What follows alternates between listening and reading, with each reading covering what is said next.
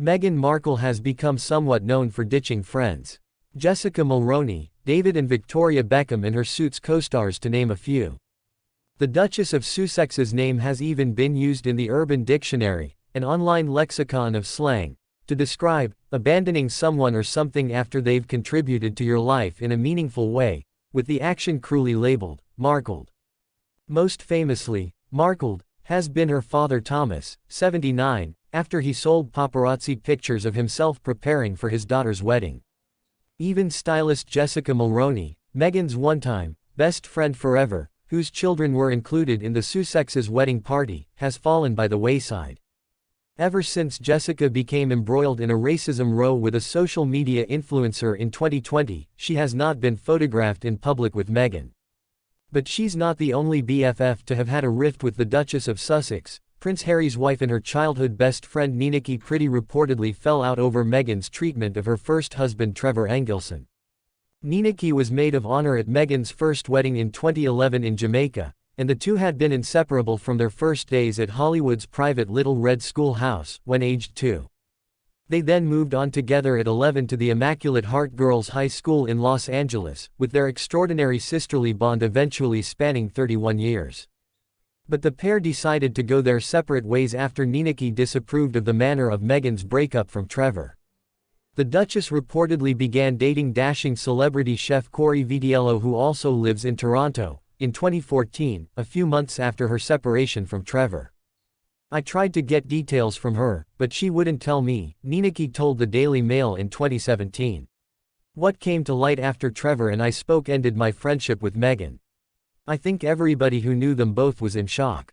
Niniki explained how she'd chatted to Trevor a month after the divorce in 2013 and insisted he would have walked the earth to make their marriage work. Meghan was based in Toronto filming the popular U.S. legal drama Suits, while film producer Trevor lived in L.A. during their marriage. "I don't believe she gave him enough of an opportunity. I think there was an element of out of sight, out of mind for Meghan," said Niniki. "The way she handled it, Trevor definitely had the rug pulled out from under him. He was hurt." Niniki shared how there was Meghan before fame and Meghan after fame, with the then actress turning down lunch with us because she said she'd be recognized after just 2 seasons of Suits. She said, "Maybe she had started to change before then, but I was refusing to see it. The tone of her voice, her mannerisms, the way she laughed didn't seem real to me anymore. I felt if I questioned her behavior, I'd be left on the outside. Sometimes the truth is not always what you want, is it?" Her time became increasingly important. When she was in town, she'd want you to drop everything to see her. If I was busy, it would be, "Why don't you want to see me? I'm here. Let's hang out." There were instances when I felt she developed a sense of entitlement because she was on the show. She explained how the duo began to chat to one another less and less, and after her chat with Trevor about the divorce, Niniki tried to talk to Meghan but she wouldn't confide in me. "It was obvious to me she wasn't the friend I'd grown up with anymore. She had a new circle of friends." Niniki added, "All I can say now is that I think Meghan was calculated, very calculated, in the way she handled people and relationships. She is very strategic in the way she cultivates circles of friends. Once she decides you're not part of her life, she can be very cold. It's this shutdown mechanism she has. There's nothing to negotiate. She's made her decision and that's it." Recalling her close friendship with the Duchess, Niniki said it was always Nikki and Meg. "We were so close-knit we came as a two." She added, "We were both honorary daughters in each other's homes. We were like family. We had the kind of love you have for a sister. The end of our friendship was like a death. I mourned it for quite a while. Even now I'll pass by a magazine stand and see a face staring out at me that was such a big part of my life." Another former BFF of Meghan's is Canadian stylist Jessica Mulroney, 43, who met the Duchess of Sussex, 42, on the set of Suits in Toronto.